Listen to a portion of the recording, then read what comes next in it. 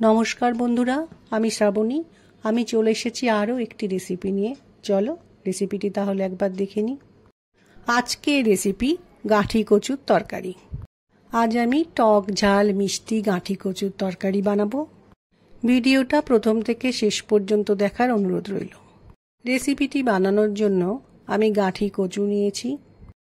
রান্না বানানোর জন্য গাঁঠি কচুকে আমি একটু মোটা মোটা করে কেটে নিয়েছি।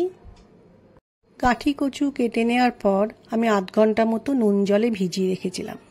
তারপর জল থেকে ছেঁকে তুলে নিয়েছি। রান্নাটা বানানোর জন্য একটা ননস্টিক প্যানের মধ্যে কিছুটা সর্ষের তেল দিলাম। তেলটা গরম হয়ে গেছে। এই সময় কালো সর্ষে ফোড়নে দিলাম ও শুকনো লঙ্কা ফোড়নে দিলাম। এই ফোড়নটাকে একটু ভালো করে ভেজে নিয়ে আমি কয়েকটা কারি পাতা তেলের মধ্যে ফোড়নে দেব। কারি পাতাটা একটু ভাজা হয়ে গেলে কেটে রাখা কচুগুলো তেলের মধ্যে দিয়ে একটু সময় ভেজে নেব।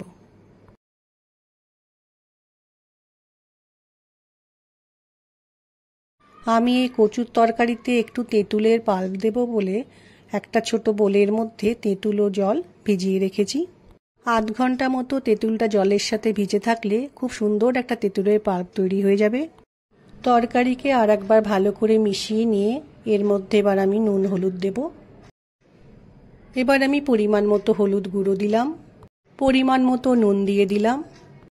এরপর নুন ও হলুদ গুঁড়োকে ভালো করে গাঁঠি কচুর সাথে একবার মিশিয়ে নেব। নুন আর হলুদ মিশিয়ে নিয়েছি। এবার আমি একটা মশলা বানিয়ে রেখেছি। একটা বোলের মধ্যে একটু জল দিয়ে একটু জিরে গুঁড়ো আর একটু লঙ্কা গুঁড়ো ভালো করে মিশিয়ে রেখেছিলাম। সেটা এবার গাঁঠি কচুর মধ্যে দিয়ে খুব ভালো করে মিশিয়ে নেব। গাঁঠি কচুর সাথে মশলাটা ভালো করে মিশিয়ে নেওয়ার পর কিছুটা সময় ভালো করে একটু কষাতে হবে। কিছুটা সময় রান্নাটা করে নেওয়ার ফলে তরকারিটা খুব ভালো করে কষানো হয়ে গেছে। এই সময় আমি একটু জল গাঁঠি কচুর মধ্যে দিয়ে ভালো করে মিশিয়ে নেব। তরকারিটা ফুটে উঠলে আমি একটা ঢাকার সাহায্যে প্যানের ওপর ঢাকা দিয়ে তরকারিটা সেদ্ধ করে নেব। প্যান থেকে ঢাকাটা সরিয়ে দিয়ে দেখেছি কচুগুলো খুব সুন্দরভাবে সেদ্ধ হয়ে গেছে। এই সময়ে তেঁতুলের পাল্প যেটা বানিয়ে রেখেছিলাম সেটা গাঁঠি কচুর তরকারির মধ্যে দিয়ে দিলাম। এবার একটু চিনি দিলাম।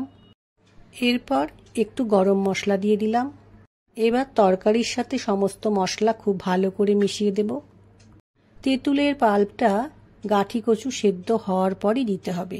আগেই দিয়ে দিলে কিন্তু তরকারি নাও সেদ্ধ হতে পারে। কত সহজে টক ঝাল মিষ্টি গাঁঠি কচুর তরকারিটা আমার তৈরি হয়ে গেল। রুটি এবং ভাত সবার সাথে এই রেসিপিটি ভালো লাগে। রান্নাটাকে এবার একটা পাত্রের মধ্যে রেখে দিয়েছি। আশা করছি তোমাদের আজকের এই রেসিপিটা ভালো লেগেছে। আজকের আমার এই রান্নার রেসিপিটা যদি ভালো লেগে থাকে তাহলে লাইক, শেয়ার ও সাবস্ক্রাইব করো।